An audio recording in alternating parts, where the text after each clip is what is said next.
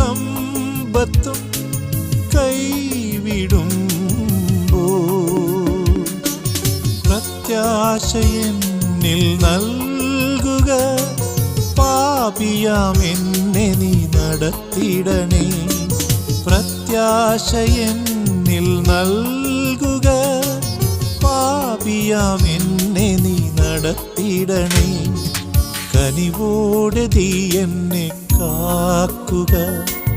കനിവാർന്ന നിൻമുഖ ശോഭയോടെ ദിനവും മരുവിൽ ജീവിപ്പാൻ കനിവോടെ നീ എന്നെ കാക്കുക.